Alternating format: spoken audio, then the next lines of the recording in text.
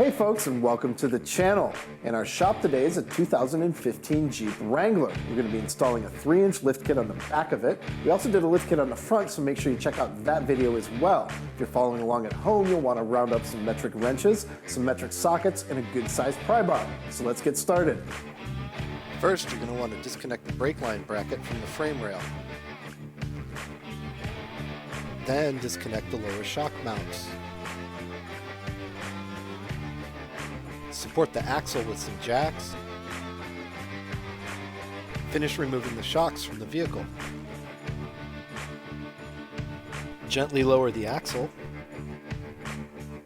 Grab your pry bar and pop out the coil springs. Remove the upper spring isolator along with any lift kits that may have already been installed. You're going to take that big fat washer that's included with the kit and slide it above the upper spring mount and allow it to sit in the center of the depression. Then install the lift spacer and secure it from the bottom with the long included bolt and from the top with an included nut. Put the factory spring isolator onto the top of the coil spring and then wiggle the spring back into the vehicle. Then install the shock extenders onto the upper shock mounts. We loosely installed one bolt, then we hooked the shock onto it and installed the other bolt. Torque both bolts to 37 foot-pounds. Install the lower shock mounts and tighten their bolts to 65 foot-pounds. Install the brake line relocator bracket onto the frame rail. And finally, install the brake line to the other end of the relocator bracket.